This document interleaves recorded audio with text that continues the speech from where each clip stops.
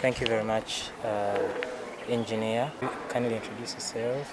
My name is Sewagudde Sewagudde. I work as a principal officer in charge of international transboundary water affairs, working with the Ministry of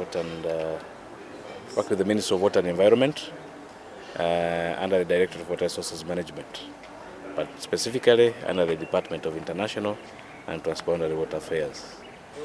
Thank you very much. What do you think has been the contribution of NBI towards bridging the knowledge gap between countries?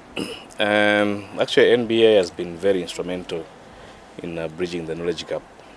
And to start with, they've tried to develop a number of analytical tools that have been aimed at creating capacity within the countries, equal capacity within the countries, so that when we go for negotiations, or when countries actually go for negotiations, they're able to negotiate or talk at the same level.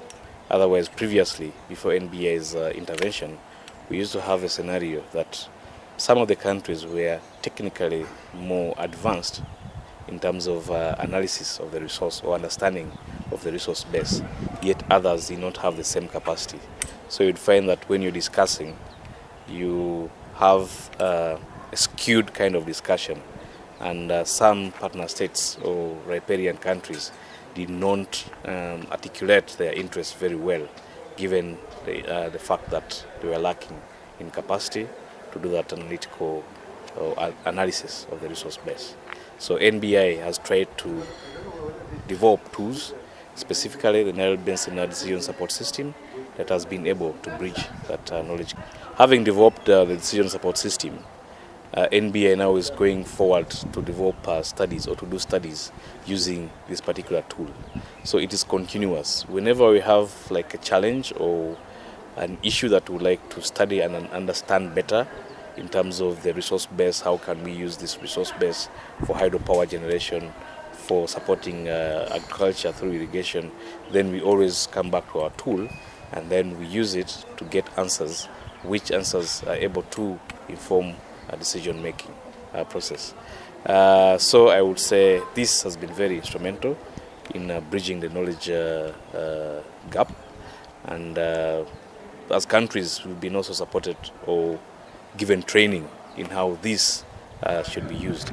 But besides the training, we developed this in conjunction with NBI, knowing that they developed the tool and they brought it to us, but we had representatives, for which I was also one of the representatives of for Uganda, and we participated in the development of this very important tool. Okay. How many people do you think NBI has helped to train in Uganda? In Uganda, maybe in other countries. In Uganda is what I can talk about, but it should be over 300 people that have been trained in a number of aspects, including water resources management and analysis, okay, and environmental flows and so forth. So we approximate a number to be in the neighborhood of 300 or more. Okay. Yeah. How about other countries? Other countries, if we use a factor of 10, we could be talking of about 3,000 people that have been trained or capacity developed in about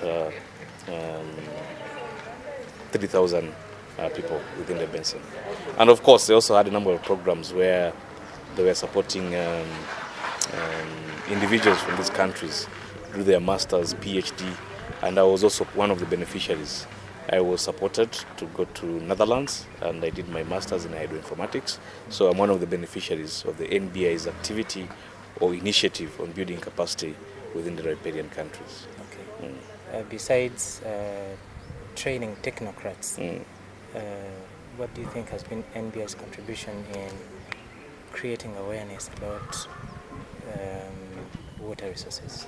NBI has had a number of awareness campaigns. Of course, this is sometimes done at the regional level, but also at the country level, where countries actually organize workshops to disseminate some of the NBI's achievements or works that are ongoing.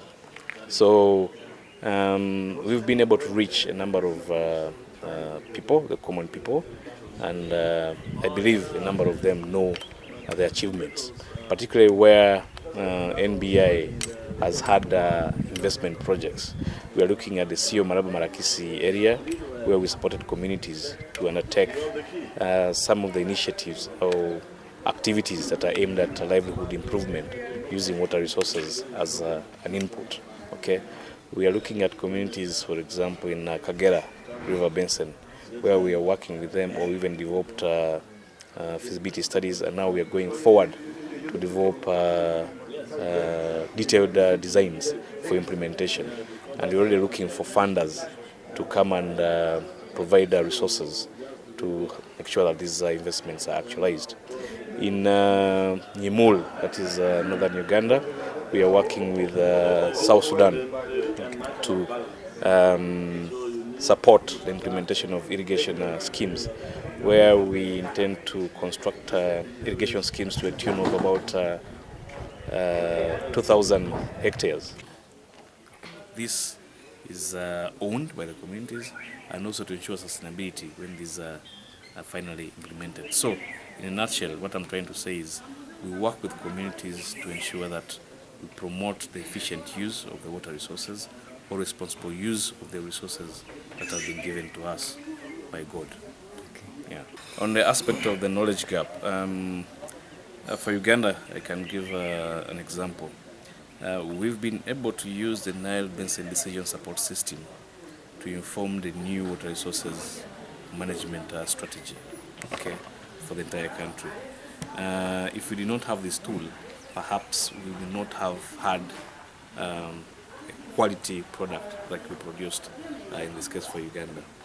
The other way that NBI has been able to reduce the knowledge gap has been through a number of studies, like feasibility studies.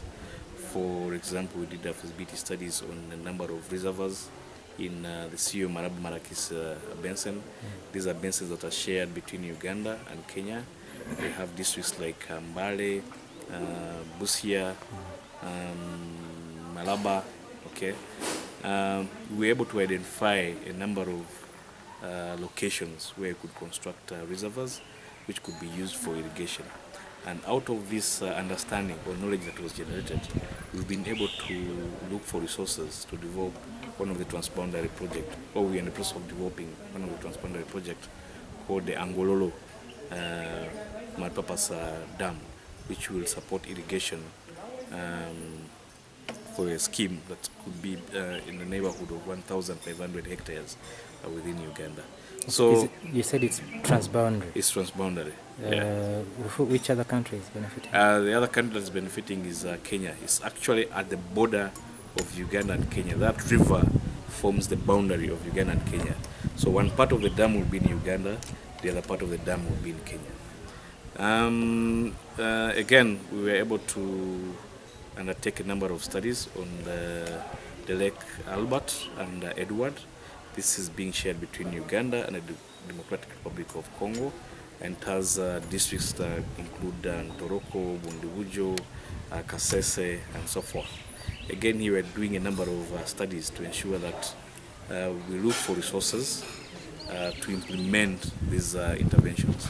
We already actually establishing learning sites, again controlling illegal fish trade or sustainable fisheries on those shared resources. For Kagera, we had a project that was dealing with, again, exploring the potential that is there to implement hydropower facilities as well as irrigation. And from that, we are taking further the study that was done under NBI, that is on the development of the Kabuyanda Dam. So we believe that in the next 5 years, this dam will be implemented, and this is coming out of the knowledge or understanding that has been created through NBI. Okay. Yeah. Thank you very much, Doctor. Okay.